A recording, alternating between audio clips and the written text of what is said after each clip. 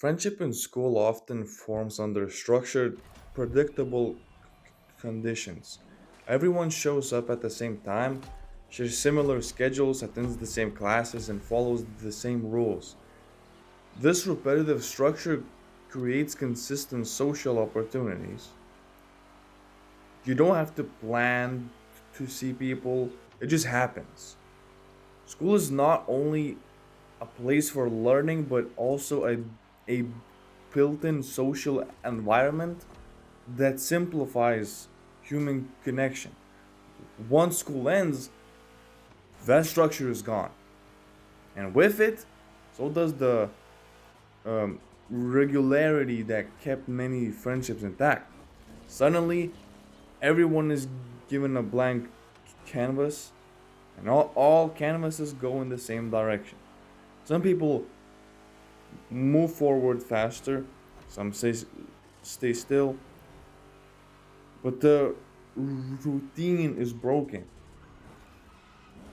And when life becomes more open ended, friendships are no longer maintained by proximity, they are maintained by effort. That's where the big change begins. Friendships that were convenient now require reaching out, initiating plans, making time, and being intentional. Not everyone is willing or able to do that. It's not necessarily personal, it's just a result of changing routines, priorities, and directions in life. And unfortunately, this often happens quickly. The people you saw almost every day become people you barely speak to, if at all. There's no real goodbye, you know, no explanation, just nothing.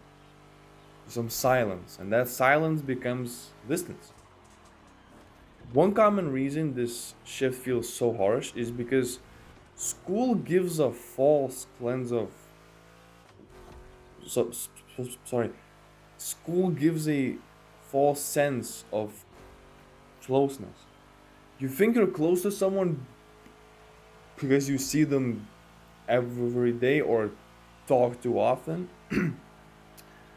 But once you're outside of that shared system, you begin to realize whether or not the connection had depth. The moment that regular context is gone, so is the bond.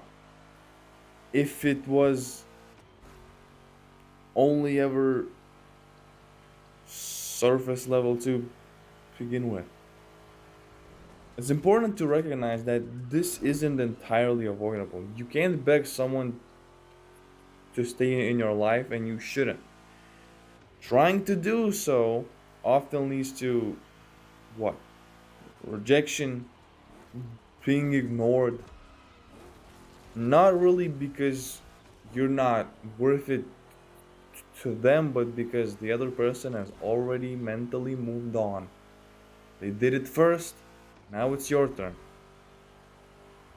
And that part hurts sometimes because it's so sudden. But often the signs were there all along. The foundation just wasn't built for the long term. However, this doesn't mean meaningful connection is over. Just because some people were only meant to stay for a certain part of your life does not mean no one will stay going forward. There are still people out there who you haven't met yet. People who may become as important to you as those you lost, maybe even more. Hopefully, even more. Thinking you've experienced all the closeness you'll ever get is not only not true, but it's limiting. You are limiting yourself for no reason thinking that. And lastly, it's helpful to stop assuming that others think about you as much as you think about them. While this sounds cool, it's actually freeing. People have their own lives, thoughts, and distractions. You're not in the spotlight of someone else's mind as often as you think.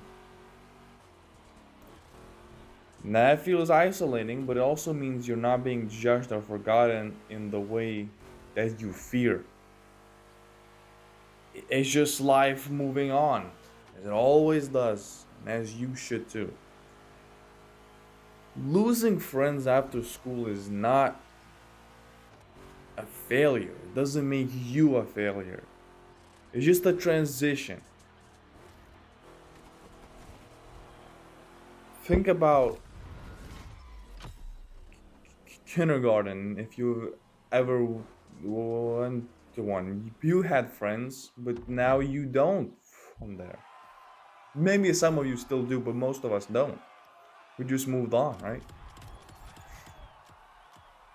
So that's just a transition. And like any transition, it reveals what was stable and what wasn't. It hurts. Sometimes it does, but it also opens the door for new connections only if you let it.